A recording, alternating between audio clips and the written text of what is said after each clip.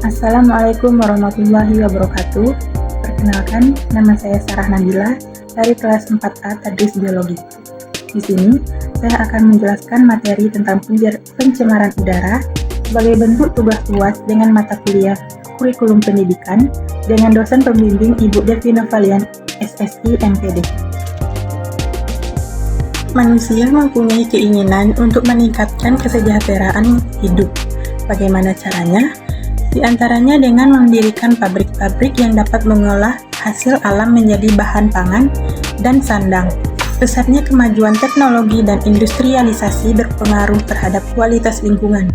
Munculnya pabrik-pabrik yang menghasilkan asap dan limbah buangan dapat mengakibatkan pencemaran lingkungan. Sebelum membahas lebih lanjut, kita harus tahu dulu apa itu pencemaran lingkungan. Pencemaran lingkungan merupakan satu dari beberapa faktor yang dapat mempengaruhi kualitas lingkungan. Pencemaran lingkungan atau environmental population merupakan segala sesuatu baik berupa bahan-bahan fisika maupun kimia yang dapat mengganggu keseimbangan ekosistem. Menurut Undang-Undang Republik Indonesia Nomor 23 Tahun 1997, pencemaran lingkungan adalah masuknya atau dimasukkannya makhluk hidup, zat, energi, dan atau komponen lain ke dalam lingkungan hidup oleh kegiatan manusia sehingga kualitasnya turun sampai ke tingkat tertentu yang menyebabkan lingkungan hidup tidak dapat berfungsi sesuai dengan penentukannya. Jadi, pencemaran lingkungan terjadi akibat dari kumpulan kegiatan manusia atau populasi dan bukan dari kegiatan perorangan atau individu. Selain itu, pencemaran dapat diakibatkan oleh faktor alam. Contohnya gunung meletus yang menimbulkan abu vulkanik seperti meletusnya Gunung Merapi. Zat yang dapat mencemari lingkungan dan dapat mengganggu kelangsungan hidup makhluk hidup disebut polutan. Polutan ini dapat berupa zat kimia, debu, suara, radiasi, atau panas yang masuk ke dalam lingkungan. Kapan suatu zat dapat dikatakan sebagai polutan, yaitu ketika kadarnya melebihi batas kadar normal atau di ambang batas, lalu berada pada waktu yang tidak tepat dan berada pada tempat yang tidak semestinya. Manusia tidak dapat mencegah pencemaran lingkungan yang diakibatkan oleh faktor alam, tetapi manusia hanya dapat mengendalikan pencemaran yang diakibatkan oleh faktor kegiatannya sendiri, seperti limbah rumah tangga, industri, zat-zat kimia berbahaya, tumpahan minyak, asap hasil pembakaran hutan dan minyak bumi, serta limbah nuklir. Pencemaran lingkungan itu ada beberapa macam. Ada pencemaran air, pencemaran udara, dan pencemaran tanah.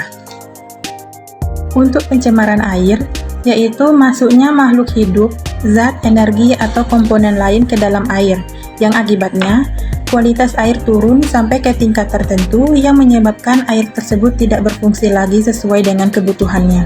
Untuk pencemaran tanah, merupakan suatu keadaan di mana bahan kimia buatan manusia masuk dan mengubah lingkungan tanah alami. Pencemaran ini biasanya terjadi karena kebocoran limbah cair atau bahan kimia industri atau fasilitas komersial.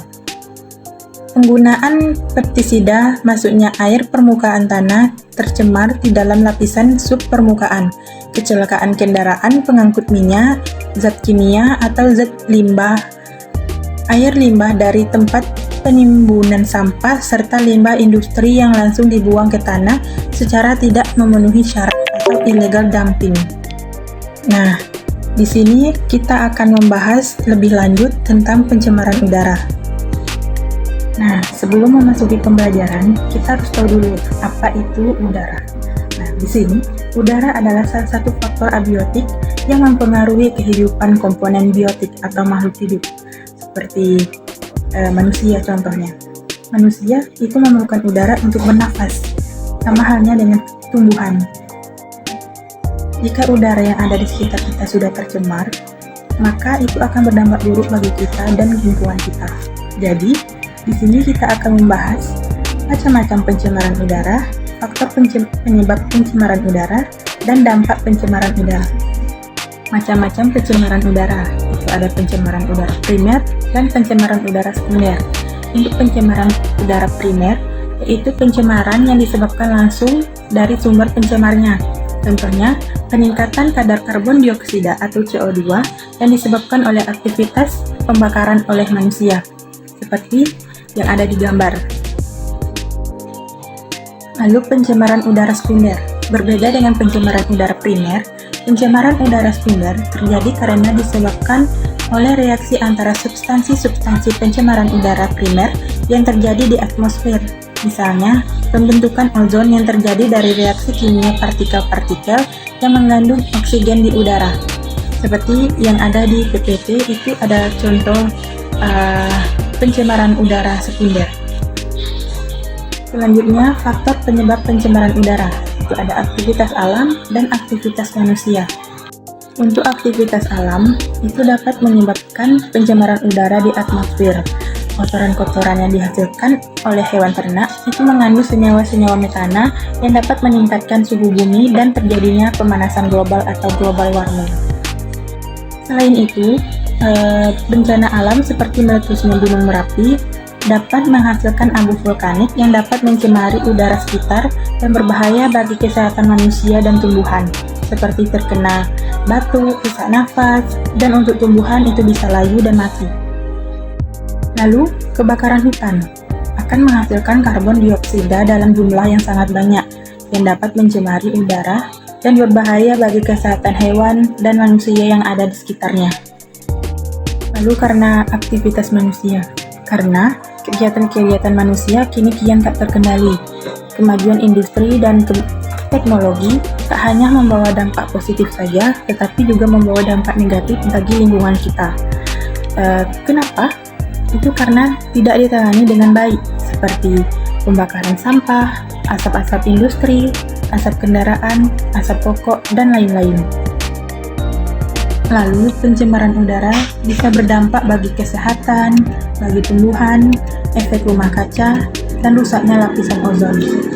Di kesehatan, ISPA atau infeksi saluran pernafasan adalah salah satu contohnya. Saluran pernafasan merupakan gerbang masuknya udara ke dalam tubuh.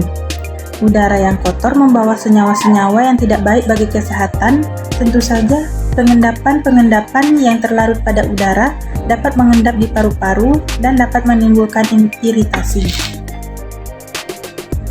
Lalu, dampaknya bagi tumbuhan. Abu vulkanik dari meletusnya gunung berapi membuat udara tercemar dan memicu terjadinya hujan asam. Hujan asam itu mengandung senyawa sulfur yang bersifat asam. Kondisi ini dapat mematikan tanaman setempat. Oleh karena itu, kita sering menemui begitu banyak tanaman dan pohon yang rusak akibat hujan asam atau abu vulkanik. Selanjutnya, dampak bagi efek rumah kaca.